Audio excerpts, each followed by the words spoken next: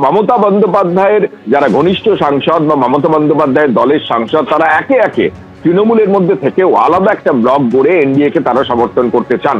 ইতিমধ্যেই তারা প্রথম বৈঠক ভূপেন্দ্র যাদবের বাড়িতে, সেখানে রাজ্যের মুখ্যমন্ত্রী শুভেন্দু অধিকারীর উপস্থিতিতে তারা বৈঠকে সিদ্ধান্ত নিয়েছেন তাদের এই অবস্থান। সেই অবস্থান স্পষ্ট করেছেন কাকলি ঘোষ-দস্তিদার কিংবা শতাব্দী রায় কিংবা যারা শর্মিলা সরকাররা।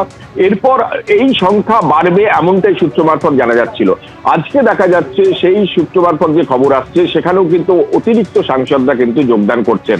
অর্থাৎ মমতা বন্দ্যোপাধ্যায় দিল্লিতে যখন আছেন তার উপস্থিতিতেই তার দলের সাংসদরা তার থেকে মুখ ফিরিয়ে তৃণমূলের সাংসদ হিসেবে তারা অন্য ব্লক গড়ে, তারা আলাদা ব্লক গড়ে তারা কিন্তু এনডিএ কে সাপোর্ট করতে চান। ভেঙে চুরমার হয়ে গেছে তৃণমূল। তুমি জানো রাজ্য বিধানসভার যে পরিষদীয় দল, সেই দলের মানে সে ভেঙে চুরমার হয়ে গেছে। সেখানে 80 জন বিধায়কের মধ্যে 64 জন বিধায়ক তারা একজোট হয়েছেন এবং তারা একজোট হয়ে মমতা বন্দ্যোপাধ্যায় বা অভিষেক বন্দ্যোপাধ্যায়ের যে পাঠানো চিঠি, সেই চিঠির যে পরিষদীয় তালিকা, সেই তালিকাকে বুড়ো আঙুল দেখিয়ে তারা নতুন পদাধিকারী তৈরি করেছেন। এবং সেখানেও জানা যাচ্ছে আগামীকাল সূত্র মারফত জানা যাচ্ছে আরো 2 জন নতুন বিধায়ক সেখানে যোগদান করবেন। ওদিকে দিল্লিতে সেখানেও সাংসদদের যে একজোট হয়েছেন তৃণমূল সাংসদরা, সেখানেও দেখা যাচ্ছে নতুন নতুন সাংসদ তারা কিন্তু এই দলে যোগদান করছেন বা এই ব্লকে যোগদান করছে।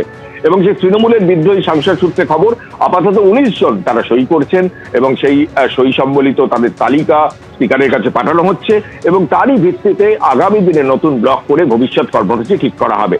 একদিকে সুখেন্দু শেখর রায়ের পর সুস্মিতা দেব রাজ্যসভা থেকে ইস্তফা দিয়েছেন।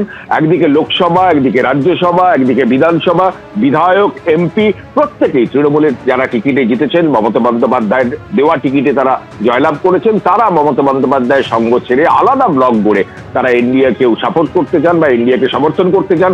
বিধায়করা বিজেপির বিরোধী হয়েই থাকতে চান কিন্তু তৃণমূলের সঙ্গে সম্পর্ক রাখতে চান না।